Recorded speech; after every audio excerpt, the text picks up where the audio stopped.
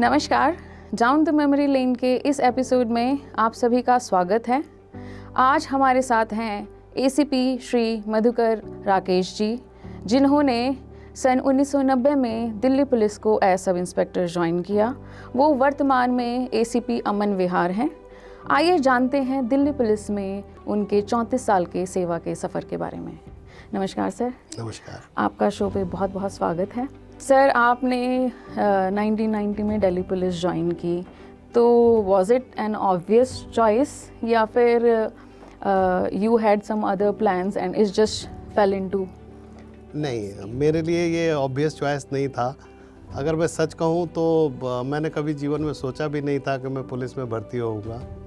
मैं दिल्ली में पढ़ाई करने आया था। जिस समय मेरा चुनाव हुआ था उस समय मैं JNU से एनवायरमेंटल साइंस में MSc कर रहा था। मन में ये मनसा थी कि अभी ज्वाइन कर लेते हैं, साथ में सिविल सर्विसेज की जैसे पहले तैयारी करते आ रहे हैं वैसे करेंगे और कुछ और करेंगे। लेकिन एक बार पुलिस में भर्ती होने के बाद ना तो समय मिल पाया ना मौका मिल पाया, फिर यही प्रोफेशन बन गया, फिर यही जीवन शैली बन गई। जी, आप अपने इतने लंबे सफ़र को अगर कुछ शब्दों में समअप करना चाहें तो वो क्या होंगे सर? मेरा कैरियर पुलिस में बड़ा अच्छा, संतुलित और संतुष्टिपूर्ण रहा है। मेरा ये मानना है कि कोई भी प्रोफेशन, खास करके पुलिस का प्रोफेशन ऐसा है हमारा कि जहाँ दो तरह से हम गाइड होते हैं। एक तो जो हमारे डिपार्टमेंट का एक्सपेक्टेशन है, जो हमारे सीनियर अफसरों की रिक्वायरमेंट है, डिपार्टमेंट की रिक्वायरमेंट है, उसके हिसाब से काम करना, या एक ये है कि हमें ये पता है कि हमारी प्रवृत्ति कैसी है और हमें क्या डिलीवर करना है। मैंने अपने प्रवृत्ति और ईमानदारी से नौकरी करने की कोशिश की और पूरी संतुष्टिपूर्वक की। अगर रिटायर होने के समय मुझसे आप पूछ रहे हैं तो मैं ये कहूँगा कि मैं 100% संतुष्ट होकर रिटायर हो रहा हूँ और मुझे खुशी है कि मैंने पुलिस में नौकरी की। जी, निश्चित ही ये हर जो पुलिस ऑफिसर रिटायर होता है, we hope and we always want कि उनके लिए एक सेटिस्फैक्ट्री एक्सपीरियंस रहे। सर, आप ऑनेस्टी की बात कर रहे थे। एक समय था when honesty was considered best policy. क्या ये जो कंसेप्ट है, इज इट स्टिल रेलेवेंट? देखिए, ऑनेस्टी हमेशा से रिलेवेंट है। समय के साथ चीज़ों में बदलाव आ गया है। पहले जैसे मैं आपको बता रहा था कि मुझे याद है कि मेरे पिताजी मुझे ये बताया करते थे, हम भाई बहनों को बताया करते थे कि honesty is the best policy. समय के परिवर्तन के हिसाब से जैसे जैसे प्रैग्मेटिक थॉट्स आते गए, लोगों ने उसको छोड़ के स्ट्रीट स्मार्ट होना या अपने काम को शॉर्टकट्स के साथ भी पूरा कर लेना, इसको अपना रवैया बना लिया, क्योंकि शायद ये डिमांड ऑफ टाइम भी है। लेकिन फिर भी ऑनेस्टी तो होना ही चाहिए। ऑनेस्टी से आपके जीवन में कई चीज़ें हैं जो ऑटोमेटिकली ठीक होती हैं। खास करके पुलिस के प्रोफेशन में जहां हमें गो बाय बुक्स है, अगर हम ऑनेस्टी छोड़ देंगे तो हम किसी की मदद नहीं कर पाएंगे, हमारी कोई अच्छी बात किसी को दिखाई नहीं देगी, क्योंकि पुलिस में कंपल्सन्स बहुत हैं, चैलेंजेस बहुत हैं और उनको मीट करने का ईमानदारी एक सरल और स्पष्ट तरीका है। जी, आप एक मुद्दे पे एक विषय में और जिक्र कर रहे थे, criminal justice system and police. हम उस बारे में भी आपका थोड़ा सा ओपिनियन चाहेंगे। क्रिमिनल जस्टिस सिस्टम जो है उसमें पुलिस एक पार्ट है। जी। आपने अक्सर सुना होगा लोगों से कहते हुए कि आज पुलिस का खौफ नहीं रहा क्रिमिनल्स पे। मेरा ये मानना है कि खौफ पुलिस का नहीं होना चाहिए, खौफ कानून का होना चाहिए। पुलिस का काम डिटेक्शन है, प्रिवेंशन है। इसके अतिरिक्त जो काम है वो बाकी क्रिमिनल जस्टिस सिस्टम के जो स्टेक होल्डर्स हैं उनका है। पुलिस का काम है, अगर कहीं मर्डर हो गया या कोई अपराध हो गया तो अपराधी को जल्दी से जल्दी पकड़ना, उसकी चार्जशीट फाइल करनी।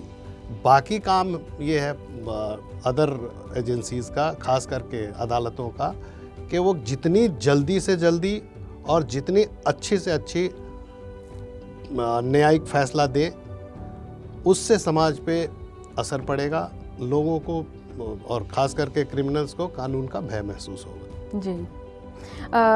सब इंस्पेक्टर से एसीपी तक का जो आपका सफ़र है उसमें आपने अलग अलग जगहों पे अलग अलग अनुभव किए होंगे, जो which makes you a complete person as an officer.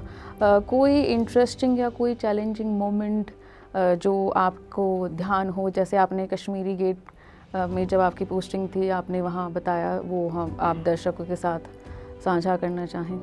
देखिए, पुलिस अफसर का मैं तो कहूँगा कि हर दिन ही चैलेंजिंग होता है। हर केस ऐसा लगता है जैसे जैसे किडनैपिंग का केस है या मर्डर का केस है या फॉर दैट मैटर एक मिसिंग का केस है, सुनने में एक जैसा लगता है लेकिन सारे वेरिएंट अलग अलग होते हैं। सब में मेहनत अलग होती है, सब में परिस्थितियाँ अलग होती हैं, उसको वर्कआउट करने का तरीका अलग होता है और पुलिस हमेशा चैलेंज के साथ काम करती है।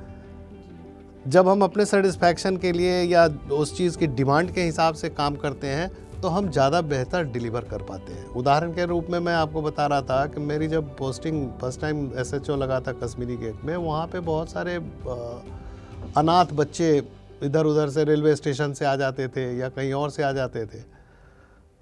आप एक इलाके में रहते हैं तो वो इलाका आपको अपना लगने लगता है। वहाँ के लोग, वहाँ के बासिंदे, सारे लोग आपको चीज़ें शेयर करने लगते हैं। तो वहाँ बच्चों से मेरी दोस्ती हो गई थी। रात को मैं गश्त में निकलता था तो हनुमान मंदिर के सामने जाके रोकता था, कई बच्चे अपने आप इकट्ठे हो जाते थे। कोई नया बच्चा आया होता था, उसको इंट्रोड्यूस कराते थे, उनसे बातचीत करके कई बार बच्चे नादानी में घर से भाग आते थे। मैंने कई लोगों को, बच्चों को उसके घर पहुंचा दिया, इवन कि पर्सनल लोगों से अपने खुद स्वतः टिकट कटवा के उसके घर तक पहुंचवाया और जो दुआएं उन लोगों ने दी उससे मैं उसको वर्ड्स में एक्सप्लेन नहीं किया जा सकता। टिकट से याद आया सर, आप जो है एफआरआरओ में भी रहे हैं और कुछ समय आपने जो है ब्यूरो ऑफ इमिग्रेशन में भी एलओसी की सीट पे काम किया है, तो वो एक्सपीरियंस आपका कैसा था? देखिए, पुलिस का हर एक्सपीरियंस यूनिक एक्सपीरियंस होता है। मैं एक छोटी सी उदाहरण से आपको समझाता हूँ।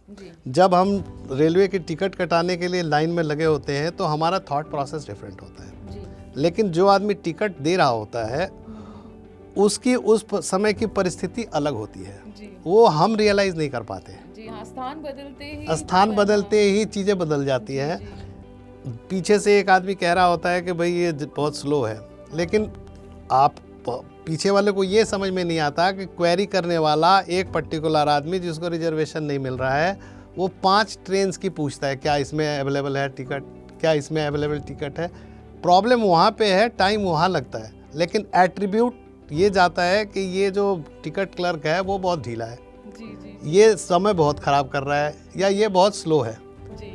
तो इमिग्रेशन में सेम सिचुएशन हमने पहले सीखा। हम I use to be one of the fastest immigration officer, जो फटाफट करता था, सारे काम करके स्टैम्प किया पासपोर्ट पे, थैंक यू बोला। बट इवन देन मुझे भी लोग कह जाते थे कि थोड़ा सा स्पीड अप कर लो। तो this is how life goes. Sir, आपने जो अपना वर्क लाइफ बैलेंस है वो कैसे मेंटेन किया? आप अपनी लाइफ का बिगेस्ट अचीवमेंट क्या समझते हैं? हमारे जीवन में बहुत सारी अचीवमेंट्स हैं। वर्क लाइफ बैलेंस करने का सबसे बढ़िया तरीका जो मुझे समझ में आया कि अपने फैमिली के साथ क्वालिटी टाइम दिया जाए। जितना समय बच्चों के साथ रहे उनके साथ एंजॉय करें, उनके साथ एंजॉय किया भी। एक और बात आपने पूछी बेस्ट इन्वेस्टमेंट की, तो बेस्ट इन्वेस्टमेंट वो होता है जो आपको एक ऐसी खुशी दे, एक ऐसा रिटर्न दे जो आप सारी जीवन याद रखें। मुझे लगता है मेरे जीवन का सबसे बढ़िया इन्वेस्टमेंट वो रहा जब मैंने 10th में अपने बेटे के लिए एप्पल का कंप्यूटर खरीद के दिया था। लोन लिया था मैंने उस समय, very heavy software he was using, लेकिन उस इन्वेस्टमेंट से he got admission in very reputed international university and he is doing concept designing. If you ask me, yeah, definitely not laptop, it was a desktop of course, but yes, that was yeah. आपने और अलग अलग जो अनुभव हैं आप sub inspector में जब हम होते हैं तो we are more of a subordinate position, and coming to the ACP वहाँ तक आप इंचार्ज की पोजीशन में होते हैं। तो अभी जैसे आप बात कर रहे थे कि हमारी स्थान और परिस्थिति बदलते ही हमारा पर्सपेक्टिव चेंज हो जाता है।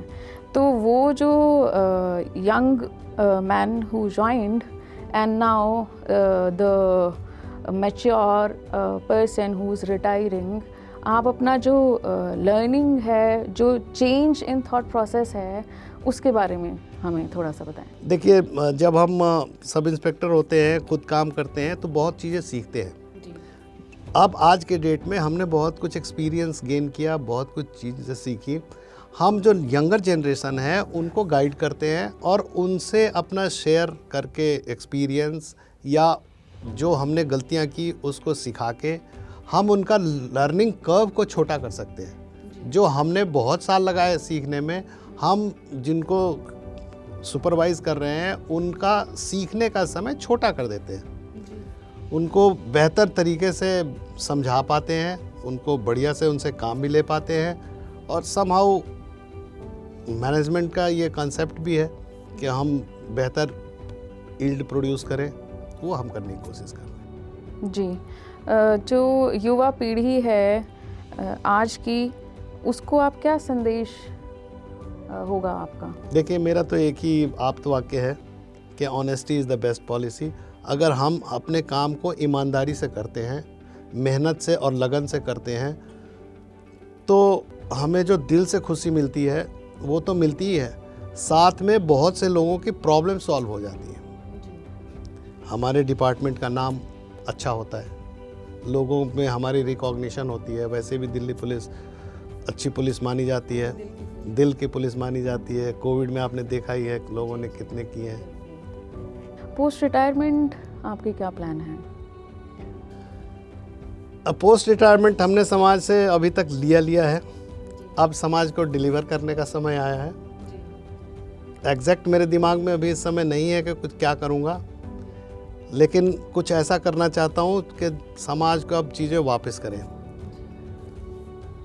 जो एट द मोमेंट मैं सोच रहा हूँ वो मैं ये सोच रहा हूँ कि स्टार्टअप्स में बहुत सारी ऐसी चीज़ें हैं जिसमें लोगों को प्रॉब्लम्स आ रही हैं, और उसमें अगर मैं टेक्निकली लीगली उनको कुछ मदद कर सकूं तो मैं ये करूं। मैं आपको लास्ट में एक और बात बताना चाहता हूं, जैसे पढ़ाई करके हम सर्विस में आए तो साइन कॉस थीटा सब हमारे लिए जीरो हो गया था, उसी तरीके से जितनी पुलिस में मेरी एक्वायर्ड नॉलेज थी, अब हम इसको जीरो करके समाज की बेहतरी के लिए कुछ करेंगे। ये हमारी है, इसके लिए आप हमें शुभकामनाएं देना चाहें तो अवश्य दें। जी, we wish you best of luck. Sir, आज आप हमारे साथ आए और अपने अनुभवों को हमारे साथ शेयर किया, आपका बहुत बहुत धन्यवाद।